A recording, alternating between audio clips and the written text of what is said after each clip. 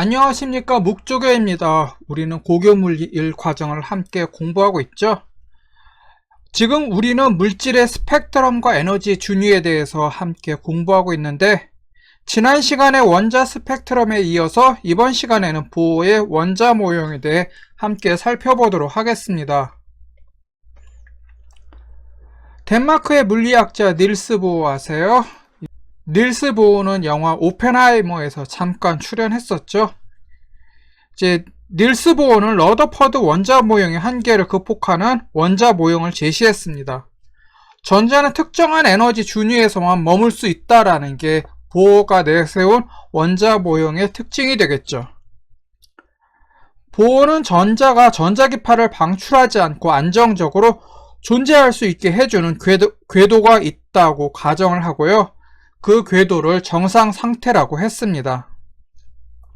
보어는 원자핵이 가까운 궤도부터 n이 1, 2, 3 등의 정수로 나타내는 특정 궤도에서만 전자가 있을 수 있다고 가정을 했고요. 정수 n을 보어는 양자수라고 했습니다. n이 1일 때, n이 2일 때 또는 n이 3일 때 등의 궤도에서 전자가 갖고 있는 에너지 값을 그 원자의 에너지 준이라고 하고요. 양자수 n이 무한대일 때, 이때는 전자가 원자에 속박되어 있지 않는 상태고요. 전자는 자유 상태에 있으니까 에너지 준위 값을 0으로 합니다. 그리고 에너지 준위는 마이너스 값을 갖는데요. 전자가 원자핵과 가장 가까운 위치에 있을 때는 양자수 n이 1인 경우라고 하고, 전자가 첫 번째 궤도에 있게 되는데 이때 에너지 준위 E1의 값은 마이너스 13.6 전자볼트가 됩니다. 전자가 n번째 궤도에 있을 때 그 궤도의 에너지 준위는요, n번째 궤도에 있을 때 에너지 값 E는 여기 나와 있듯이 마이너스 n제곱분의 13.6 전자볼트로 주어집니다. 여기서 n은 전자 궤도를 나타내겠죠. 전자가 원자에 속박되어 있지 않는 상태일 때 전자는 이제 양자수인 n 값이 무한대인 궤도에 있다라고 보는데, n 제곱 값에 무한대를 대입하면 에너지 준위 값은 어떻게 될까요? 이 식에서 n 대신에 무한대 값을 집어넣으면 0이 되겠죠. n의 특정한 숫자를 대입해서 에너지 준위를 구해서요, 문제풀이에 응용하는 문제가 종종 나오고 있거든요. 그 중에 하나가 2017년 9월달 지방직 공무원 문제 나왔으니까 참고하시면 되겠습니다. 여기에 n equal 1을 대입하게 되면 어떻게 될까요? n 대신에 1을 대입하면 E1이 되겠죠. 첫 번째 궤도에서의 에너지 값이 되겠고, E1은 마이너스 13.6 일렉트론 볼트가 될 것입니다. 그럼 n 대신에 2를 대입하면 어떻게 될까요? 그럼 계산하면 마이너스 3.40 전자볼트라는 에너지 준위 값을 구할 수 있겠죠. 마이너스 n제곱분의 13.6에다가 여기 n 대신에 2를 대입해서 계산하면 마이너스 3.4라는 값을 얻을 거 아니에요. 우리가 n이 1일 때 또 n의 값이 2일 때 에너지 준위를 계산하면 각각 n이 1일 때 에너지 크기는 E1 값이 되겠고, n이 2일 때 에너지 크기는 E2가 되겠죠. n이 3일 때 에너지 크기는 E3가 되겠죠. 뭐 당연한 소리고요. 여기서 우리는요, n이 1일 때, 2일 때, n이 3일 때 에너지 값만을 구할 수가 있지 중간에 있는 에너지 값을 구할 수가 없습니다. 이게 무슨 소리냐? 우리는 n이 1이 아니라 1.5일 때, n이 2.3일 때 이런 상태에서의 에너지 값을 구할 수가 없다라는 소리가 되겠죠. 우리는 불연속적인 에너지 값을 구할 수가 있는데 에너지는 양자화되어 있다고 우리는 얘기를 하게 됩니다. 에너지 값이 연속적으로 쭉 있는 게 아니라 n이 1일 때 에너지 값, n이 2일 때의 에너지 값, n이 3일 때 에너지 값, 이렇게 n이 1, 2, 3 이렇게 정수로 주어졌을 때 그 단계에서의 에너지 값만을 구할 수가 있잖아요. 그래서 우리는 에너지는 양자화되어 있다라고 얘기를 하는 거죠. 전자는 양자수에 따른 전자 궤도에서만 있을 수 있다고 얘기를 했죠. 닐스 보어가 제시한 원자 모형에 따르면요. n이 1일 때, 2일 때, 3일 때 이런 전자 궤도에서만 전자가 있을 수가 있고 그 중간에서는 전자가 존재하지 않습니다. 이게 이제 닐스가 만든 원자 모형인데요. 중간에 전자가 있으면 전자는 에너지를 방출하고 이제 정상 상태에 있는 궤도로 이동을 할 겁니다. 2025년 수능 물리 1에서는요, 에너지 준위 전반에 대해서 묻는 문제가 나왔으니까 닐스 보어의 원자 모형은 어떤 내용을 가지고 있는지 잘 숙지하고 있어야 되겠죠. 그래서 닐스의 원자 모형에서는 전자가 이렇게 특정한 값, 즉 n이 1일 때, 2일 때, 3일 때 이런 정상 상태에 있는 특정한 전자 궤도에서만 전자가 있지 그 중간에서는 전자가 존재하지 않고 있다 하더라도 곧 그 전자는 정상 상태의 궤도로 이동할 것입니다. 그래서 전자는 특정한 궤도에만 있기 때문에 그 전자가 갖는 에너지 역시 특정한 궤도에서의 불연속적인 에너지 값만 가질 것이고 그걸 가리켜서 우리는 에너지는 양자화되어 있다라고 얘기를 합니다. 이런 내용 잘 숙지하고 있어야 수능 물리 1에 나왔던 문제를 풀 수가 있겠죠. 전자가 양자수 1인 궤도, 즉 n이 1인 궤도를 도는 경우를 한번 생각해 보겠습니다. n이 1일 때는 어떻게 될까요? 에너지가 가장 낮겠죠. 에너지 값이 가장 낮기 때문에 바닥 상태라고 우리는 이야기를 합니다. 에너지 준위는 어떻게 구해진다고 했죠? 양자수가 n일 때 에너지 준위값, 이 n은 마이너스 n제곱분의 13.6 전자볼트라고 했잖아요. 여기서 n이 1일 때 에너지 준위가 가장 낮기 때문에 이 상태를 우리는 바닥 상태라고 얘기를 하는 거죠. 바닥 상태가 아닌 경우를 우리는 뭐라고 하느냐? 들뜬 상태라고 얘기합니다. 즉 n이 1보다 큰 경우에 있을 그 경우에 이제 전자는 들뜬 상태에 있다라고 얘기를 하죠. 궤도가 첫 번째가 아닌 두 번째, 세 번째 그리고 그 이상의 궤도에 전자가 있으려면 전자는 그에 맞는 에너지를 흡수해야 하잖아요. 에너지를 받아야만 그 n이 2일 때, 3일 때, 더 아니면 무한대 상태로 전자가 이동할 수 있잖아요. 에너지를 얻었으니까 이제 기분이 들떠 있겠죠. 전자 같은 경우도요.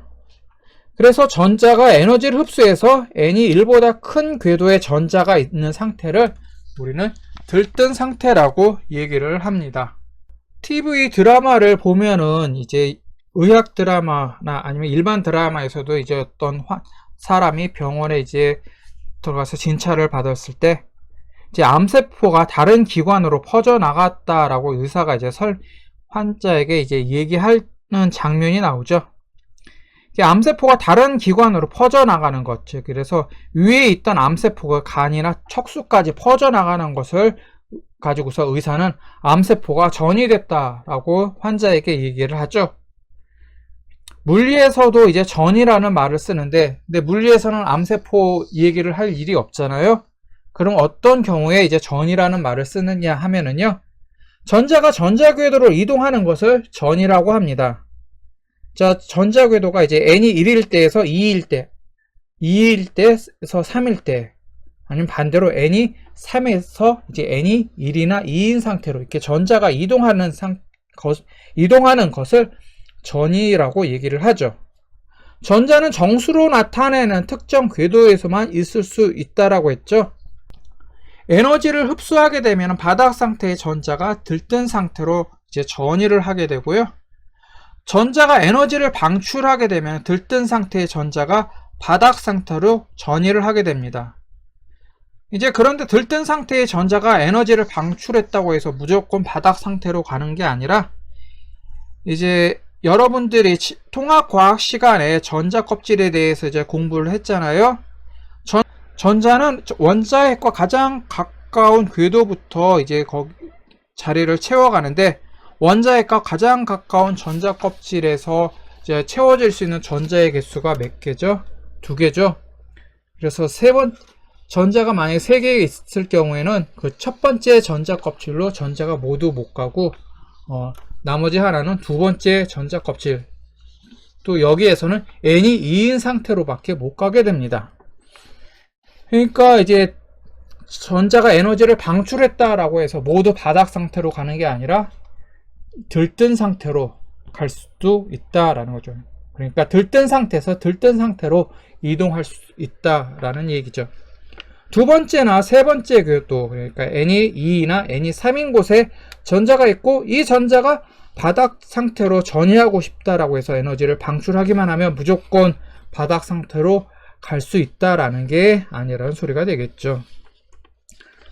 n이 3인 곳에 있던 전자가 바닥 상태로 전이하고 싶은데 n이 1인 궤도에 전자가 2개 이제 들어있으면은 여러분들이 통합 과학 시간에 배웠듯이 여기에선 더 이상 전자가 들어설 수가 없잖아요. 그래서 바닥 상태로 전이하지 못하고 n이 2인 궤도로 전이하게 되고 그에 해당하는 에너지만 방출하게 됩니다. 그래서 n이 2인 상태인 궤도로 전이하고서요. 그래서 n이 2에서 1로 내려가면서 에너지는 이제 방출하지 못하고 계속 갖고 있다라는 소리가 되겠죠. 전자가 에너지를 흡수하거나 방출할 때 출입하는 에너지와 에너지 준위와의 관계를 한번 살펴보겠습니다. 바닥 상태에 있던 전자가 양자수 2인 궤도로 전이를 하려면 어떻게 될까요? n이 1에서 n이 2인 상태로 가려면 에너지를 흡수해야 되겠죠. 아래에서 위로 올라가려면 힘을 받아야만 이 점프해서 올라갈 수 있을 거 아니에요? 그래서 에너지를 흡수해야 되겠죠. 바닥 상태에 가지고 있던 에너지에 추가로 에너지를 받아서 n이 2에 해당하는 에너지를 갖추면 n이 2인 궤도로 이제 전자가 전이를 하게 됩니다. 이때 전자는 빛의 형태로 에너지를 받고요. 그 크기는 어떻게 되냐면 그 에너지의 크기가 하F가 되겠습니다. 그 에너지 크기가 하F라는 거예요. 하가 뭐고 F가 뭔지는 조금 이따 이제 설명을 할게요. 반대로 이제 전자가 이제 n이 2인 상태에 있다가 이제 바닥 상태로 전이를 했어요. 바닥 상태로 전이를 할 때는 어떻게 될까요? 에너지를 방출하겠죠. 밑으로 쭉 내려가니까요. 에너지를 방출하게 될 겁니다. 에너지를 흡수할 때처럼 이번에는 전자는 에너지를 방출을 하는데 빛 에너지 형태로 에너지를 방출하게 됩니다. 방출하는 에너지 크기는 이제 방금 이제 빛을 흡수해서 이제 들뜬 상태로 전자가 전이할 때처럼 하F만큼의 에너지를 방출하게 됩니다.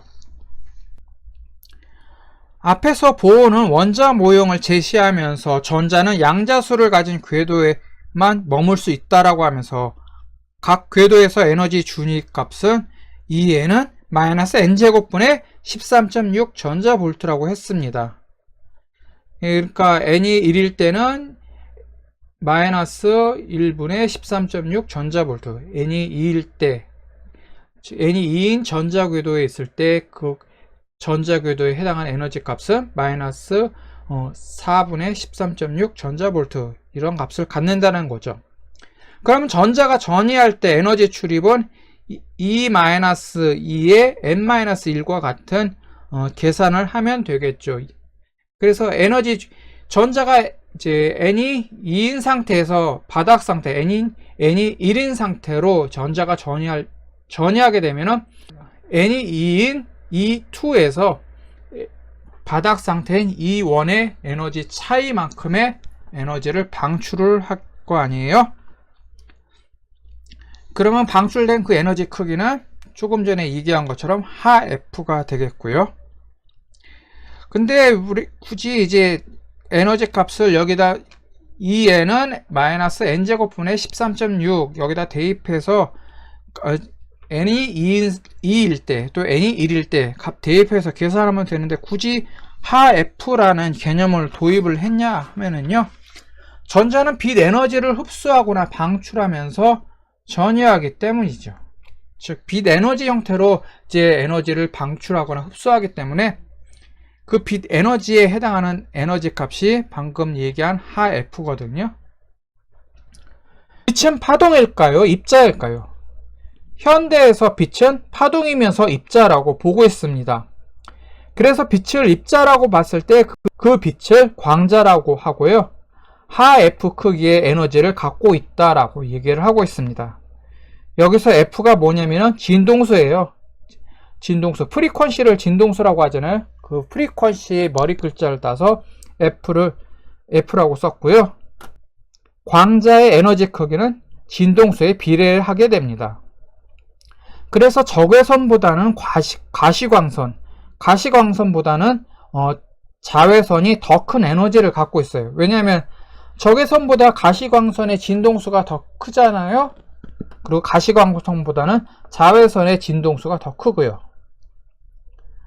자외선보다 더 큰 진동수가 더 큰 빛으로 무엇이 있을까요? X선이 있죠. 또 X선보다 더 큰 진동수를 갖고 있는 이제 전자기파가 되겠죠. 그게 뭐냐면 또 감마선이고요. 그래서 감마선이 가장 큰 에너지를 갖고 있습니다. 왜냐하면 가장 큰 진동수를 갖고 있기 때문이죠. 자, E1 플러스 하 F는 E2라는 값을 얻겠죠. 왜냐하면 바닥 상태에 있던 에너지 값에다가 광자 에너지 하 F를 더해주면은 이제 양자수 2일 때 에너지 준위 값을 얻을 수가 있잖아요.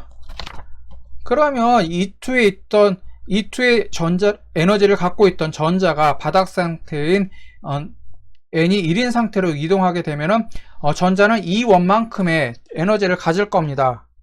그러면은 E2에서 하 F만큼 빼주면은 바닥 상태에 있을 때의 에너지 값을 구할 수가 있겠죠. 그래서 E1 플러스 하 F는 E2이고 E2 마이너스 하 F는 E1이란 이 관계식을 가지고서 에너지 출입이 있다라고 우리는 이제 생각할 수가 있죠. 그리고 이 식을 일반화하게 되면은요, EN-EN의 절대값을 붙인 게 하 F가 됩니다. 들뜬 상태와 바닥 상태 사이를 전자가 전이할 때 하 F 단위의 에너지가 출입을 한다라는 소리가 되겠죠. 그리고 속도는 어떻게 구할까요? 전자의 속도 어떻게 구하죠? 일단 속도 V는 이동하는데 걸린 시간 T분의 이동거리 S가 되겠죠? 그래서 V는 T분의 S 이거죠? 여기서 시간 T 대신에 주기라는 개념을 도입해서 주기 T를 대입하고요. 이동거리 S 대신에 이제 파장 람다를 대입하게 되면 파동의 속력을 구할 수가 있을 겁니다. 파동에 대해서는 나중에 여러분들이 이제 3단원에 가서 배우니까 자세한 내용은 이제 생략하고요. 파동의 속력에서 빛의 속력, 즉 광속을 우리는 한번 구해 보겠습니다. 광속을 우리는 C라고 하는데요. 광속 C는 T분의 람다라고 이제 구하게 되겠죠. 속도 V는 T분의 S라고 방금 얘기했잖아요. T 대신에 주기 T를 넣고 이동거리 S 대신에 파장 람다를 대입하게 되면 T분의 람다가 되고요. 여러분들이 중학교 과학 시간에 배웠죠. 주기와 진동수는 역소관계다. 그래서 T분의 1은 그냥 진동수 F로 바꿔주면은요. 광속 C는 F 람다라는 관계식을 우리는 구할 수 있게 됩니다. 여기서 T는 주기고 람다는 파장이고요. 빛의 파장. 그리고 F는 진동수, 람다는 방금 파장이라고 했죠. 그래서 이제 진동수에 대해서 광속을 표시한 게 F 곱하기 람다가 되겠고, 이제 주기에 대해서 이제 광속을 표시한 게 T분의 람다가 되겠고요. 그럼 이 식에서 우리는 무엇을 구할 수 있느냐 하면은요, 진동수 F를 구할 수가 있는데요. C는 F 곱하기 람다에서 람다를 좌변으로 이동시키면 진동수 F 값을 구할 수가 있겠죠. 광속 C를 람다에 대해서 파장에 대해서 나눠주게 되면은 진동수 F 값을 얻을 수가 있죠. 이 값을 위에 있는 EM-EN은 하F다. 여기다 대입을 하게 되면은 어떤 관계식을 얻냐면요. EM-2N은 하F인데요. 이제 F 대신에 람다분의 C를 대입하니까 EM-2N은 여기 나와 있듯이 람다분의 하C라는 관계식을 얻게 됩니다. 전자가 전이를 할 때 출입하는 빛 에너지의 크기는 하F인데 이것을 다시 표현하면은 람다분의 하C가 된다라는 게 되겠죠. 여기서 F는 이제 빛의 진동수라고 얘기를 했고 람다는 파장이라고 방금 얘기했죠. C는 광속이고요. 그리고 계속 하 했는데 H를 가지고서 계속 하라고 얘기를 했는데 하가 뭐냐면은 플랑크 상수입니다. 그리고 플랑크 상수의 크기는 6.63 곱하기 10의 마이너스 34승이 되겠죠. 굉장히 작은 값이죠. 이 굉장히 작은 값인데 즉 0.00000000 쭉 0 해서 그 다음에 끝에 가서 663 이렇게 되는데 이 작은 값 이렇게 작은 값을 어떻게 구했는지 모르겠어요. 플랑크 상수를 누가 찾았냐 하면은 누굴까요? 플랑크 상수니까 플랑크가 되겠죠. 플랑크가 누구냐 하면 여기 나와 있는 이 사진 속에 있는 사람이고요. 독일의 물리학자 막스 플랑크는요. 뜨거워진 물체에서 나오는 빛 에너지를 연구하다가 빛 에너지는 연속적이지 않고 양자화되어 있음을 발견하고요. 거기서 이제 플랑크 상수를 도입을 했습니다. 그러니까 빛이 에너지가 양자화되어 있다. 조금 전에 이제 불연속적으로 에너지가 분포한다라고 얘기를 했잖아요. 근데 그 불연속적으로 분포하는데 그 간격이 이제 이 플랑크 상수의 정수배만큼 이제 양자화되어 있다라는 거죠. 에너지는 플랑크 상수 하 단위로 그러니까 6.63 곱하기 10의 마이너스 34승의 정수배로 늘어나거나 줄어든다라는 소리가 되겠죠. 플랑크 상수값 6.63 곱하기 10의 마이너스 34승 이거 발견했다라는 게 참 제 눈에는 신기합니다. 에너지가 양자화 되어 있는데 그 양자화 되어 있는 게 뭐 1, 2, 3, 4 이렇게 정수배로 되어 있는 게 아니라 6.63 곱하기 10의 마이너스 34승배만큼 커지거나 작아진다라는 걸 어떻게 알아냈는지 참 저로서는 참 신기합니다. 더구나 이 막스 플랑크가 이 에너지가 양자화되어 있다라는 걸 발견하면서 그 플랑크 상수 값을 찾아냈을 당시에는 컴퓨터는 고사하고 옛날에 그 옛날에는 전자계산기도 없었을 거 아니에요? 그 시절에 이 값을 어떻게 계산했는지 참 신기해요. 근데 알파벳을 읽을 때 영어에서 여러분들 A, B, C, D 쭉 읽을 때 끝에 가서 H라고 있죠? 여기 H를 A, B, C, D, E, F, G, H, I, J, K 쭉 이렇게 발음을 하잖아요. 근데 독일어에서는 이 영어의 H를 하라고 읽습니다. 제가 조금 아는 체를 하면 독일어에서의 알파벳은 이제 A, B, C, D라고 안 읽고 아베, 체데, 에, F, 게, 하, 이, 요트카라고 하죠. 그래서 H를 하라고 발음을 합니다. 그래서 여기서도 이제 H라고 얘기를 안 하고 하라고 발음을 해요. 근데 여기까지가 이제 내가 이제 물리 시간에 아니면 생물 시간에 이제 하라고 이렇게 배웠거든요. 근데 지금은 솔직히 모르겠어요. 지금 이제 교과서를 보니까 용어를 다 영어식으로 바꿨더라고요. 그래서 이 플랑크 상수도 예전에 내가 배웠던 것처럼 하라고 발음을 하는지 아니면은 이제 영어식으로 바꿔서 H라고 발음하는지 솔직히 이건 잘 모르겠습니다. 내가 지금 학생들을 직접 안 가르쳐서요. 그래서 하라고 하던 H라고 하던 이제 학생 여러분들이 알아서 이제 받아들이면 알아서 이제 들으시면 되겠고요. 또 이제 이것을 하라고 발음한다 아니면 H라고 발음한다 이거 뭐 댓글이든 이메일이든 이렇게 알려주시면은 진짜 감사하겠습니다. 근데 여러분들이 생물 시간에 pH 농도 그거 배우죠? 그래서 산성과 염기성 농도를 나타낼 때 pH라는 발음을 용어를 많이 사용하는데 pH 같은 경우도 저는 이제 학교 생물 시간에 폐하라고 했어요. 그래서 pH 농도라고 안 하고 이제 생물 시간에 생물 선생님이 폐하 농도라고 하는데, 왜 폐하냐?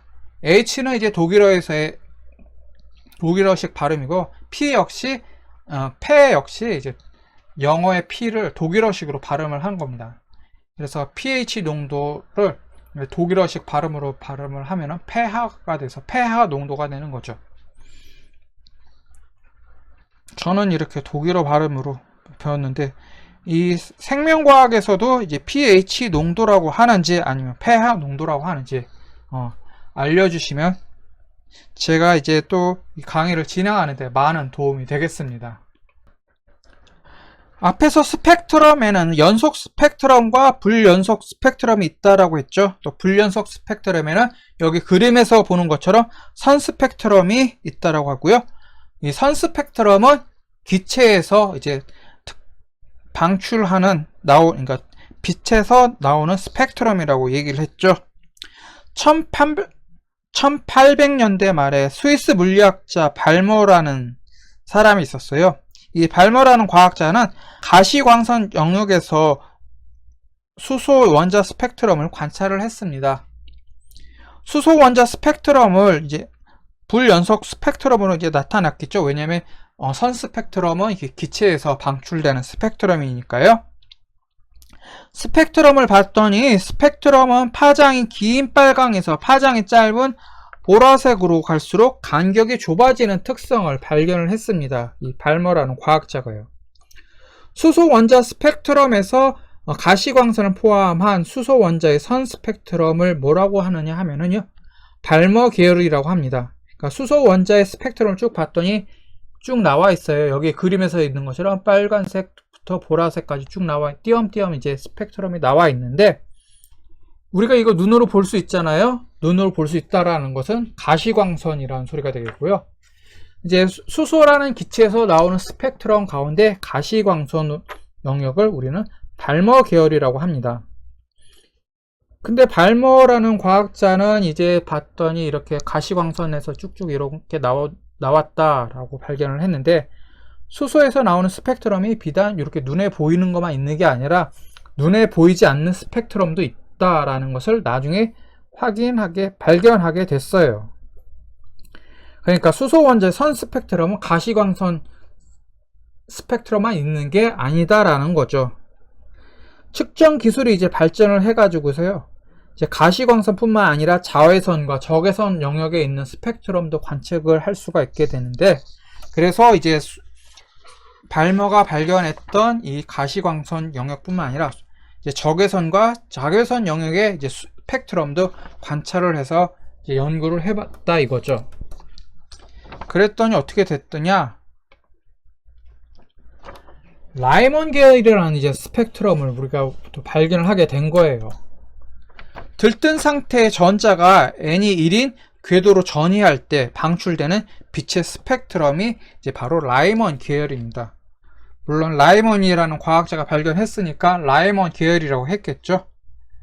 이제 전자가 이제 궤도가 2, 3, 4, 5, 6, 7 이렇게 쭉 있는데, 이 전자들이 에너지를 방출하면서 빛 에너지라고 했죠.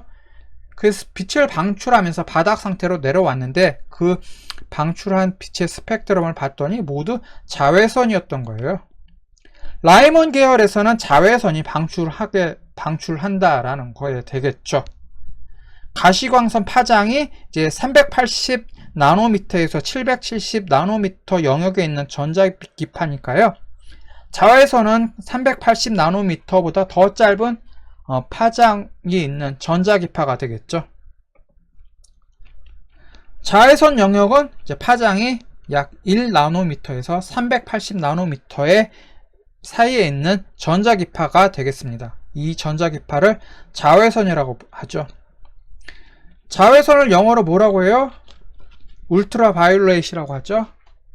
그래서 울트라바이올렛을 간단히 줄여서 UV라고 얘기를 하고 있어요. 요즘 이제 옛날에는 아니었는데 요즘은 선크림들 많이 바르잖아요. 선크림 바를 때 UV 지수가 이제 쭉 표시가 됩니다. 그래서 그 UV 지수가 뭐냐면은 바로 자외선이죠. 그 UV 지수가 클수록 자외선을 더 잘 차단한다라고 합니다. 근데 자외선보다 파장이 더 짧은 빛, 즉 전자기파 있죠? 조금 전에도 제가 얘기했고요. 자외선보다 더 파장이 짧은 전자기파로 뭐가 있냐면 X선이 있고요. X선보다 더 짧은 파장은 감마선이 있습니다. 감마선보다 더 짧은 파장의 빛은 아직까지는 없어요. 그냥 쭉 파장 계속 짧은 거는, 파장이 짧은 전자기파는 그냥 무조건, 그러니까 X선보다 파장이 짧은 전자기파가 쭉 있을 거 아니에요. 그걸 다 그냥 뭉뚱그려서 감마선으로 이렇게 분류하고 있습니다. 이제 빛이, 그러니까 전자가 이제 쭉 들뜬 상태에 있던 전자가 이제 바닥 상태로 전이를 할 때는 이제 자외선을 방출을 합니다. 그리고 이것을 라이먼 계열이라고 했고요. 라이먼 계열의 이제 스펙트럼이 발견되기 전에는 발머라는 과학자가 가시광선의 이제 스펙트럼을 발견을 해서 그것을 발머 계열이라고 했잖아요. 그럼 자외선 나왔고 가시광선 나왔고, 그럼 또 이제 뭐가 남았을까요? 적외선이 남았죠. 이제 적외선 나오는 거 찾으면 되겠죠. 적외선 나오는 거 찾기 전에 조금 전에 얘기했던 발머 계열에 대해서 참 정리해서 얘기를 하자면요.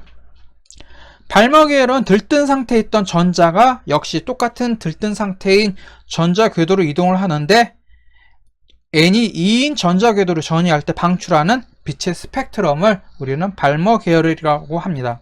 그러니까 전자가 바닥 상태, n이 1인 상태로 이동하면서 전이하면서 방출하는 스펙트럼을 라이먼 계열이라고 하고, 그거보다 한 단계 높은 n이 2인 상태인 전자 궤도로 전자가 전이할 때 방출하는 빛의 스펙트럼을 우리는 발머 계열이라고 얘기를 합니다. 발머 계열에서는 가시광선 나온다고 방금 얘기했죠. 가시광선에 있는 빛은 파장이 어떻게 되느냐 하면은 빛의 파장은 380 나노미터에서 770 나노미터 사이에 있는 빛이 되겠습니다. 그래서 770 나노미터면은 이제 파장이 가장 기니까 여기서는 빨간 빛이 되겠고, 그래서 빨주노초 파남보 순으로 빛의 파장이 짧아지니까 보라색 같은 경우는 빛의 그 보라색의 파장은 380 나노미터쯤 되겠죠. 그리고 나노미터에서 나노는 10의 마이너스 9승이라는 것을 여러분들이 통합 과학 시간에 배웠을 겁니다. 그래서 380 곱하기 10의 마이너스 9승 미터, 이걸 다시 이제 쓰면은 3.8 곱하기 10의 마이너스 11승 미터가 되겠죠. 이 정도, 그러니까 파장이 이제 이렇게 380에서 770 사이에 있는 빛이 이제 가시광선이 되겠습니다. 자, 자외선의 라이먼 나오고 가시광선의 발머 나왔어요. 그럼 이제 적외선 나올 차례죠. 팟센 계열에서는 이제 적외선이 나오겠죠. 앞에서 가시광선, 자외선 다 나왔으니까 이제 팟센 계열 같은 경우는 적외선을 방출할 겁니다. 팟센 계열은 들뜬 상태의 전자가 n이 3인 궤도로 전이할 때 방출하는 빛의 스펙트럼이 되겠습니다. 이때 방출하는 빛은 적외선이라고 얘기를 했죠. 적외선의 파장이 어떻게 되는지 한번 알아보면요. 여기 나와 있듯이 약 1mm에서 770 나노미터 사이에 이르는 전자기파가 바로 적외선에 해당하게 됐습니다. 1mm면 비교적 긴 파장이 되겠죠. 이제 빛의 영역에서는요. 적외선 같은 경우는 열선이라고 해서 열을 전달한다 라는 거는 여러분들이 초등학교와 이제 중학교 과학 시간에 이제 배웠을 겁니다. 그래서 전자가 이제 전자가 n이 1인 궤도로 내려갈 때, 즉 바닥 상태로 내려갈 때는 이제 자외선을 방출하게 되고, 이제 n이 2인 상태로 전이할 때는 이제 발머 계열의 가시광선을 방출을 합니다. 그리고 n이 3인 궤도로 전자가 전이할 때는 팟센 계열의 적외선을 방출하게 되죠. 그러니까 n이 4, 5, 6 이렇게 있는 상태에 있는 빛이, 전자가 n이 1인 상태, 2인 상태, 3인 상태로 이제 전이할 때 이런 자외선, 가시광선, 적외선의 빛을 방출한다라는 소리가 되겠죠. 또 N이 3인 궤도에 있는 전자가 N이 1인 상태, 즉 바닥 상태로 이동할 때도 라이먼 계열의 자외선을 방출합니다. 그러면 N이 1인 상태에서 2나 3인 상태로 이동할 때는 어떻게 될까요? 그때는 이제 빛을 방출하는 게 아니라 빛을 흡수해서, 즉 에너지를 흡수해서 바닥 상태의 전자가 2나 3인 들뜬 상태로 전이를 하기 때문에 이때는 빛을 방출하지 않죠. 오히려 에너지를 흡수해야 되니까. 그때는 파센 계열이나 뭐 라이먼 계열, 발머 계열 이런 거 없습니다. 그래서 N이 2인 상태에서 N이 3인 상태로 이동한다고 해서 N인 3인 궤도로 이동했으니까 이거 파센 계열의 적외선을 방출하지 않을까 이렇게 생각하시면은 이제 안 된다는 거죠. N이 2인 상태에서 N이 3인 상태로 이동할 때는 오히려 하 F만큼의 에너지를 흡수를 하지 에너지를 방출을 하지는 않아요. 그래서 방출하지 않기 때문에 이제 빛을 내지 않는다는 거죠. 라이먼 계열, 발머 계열, 파센 계열 같은 경우는 들뜬 상태에 있던 전자가 이동하면서 빛을 방출을 한다는 거예요. 방출한다는 건 뭐냐? 에너지가 낮은 상태로 전이한다는 게 되겠죠.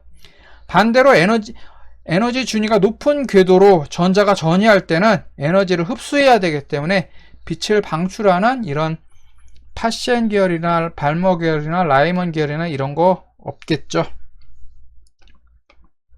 자, 이렇게 해가지고 이제 보호의 원자 모형에 대해서 살펴봤습니다. 그래서 보호의 원자 모형을 살펴보면서 이제 물질의 스펙트럼과 에너지의 준위에 대해서도 모두 살펴봤죠. 물질과 전자에 대한 이야기를 이제 이것으로 마무리하고요. 다음부터는 이제 두 번째 단원인 물질과 전기에 대해서 살펴보도록 하겠습니다. 그럼 다음 시간에는 이제 물질과 전기 가운데 고체의 전도성에 대해서 이제 공부를 하게 되겠죠.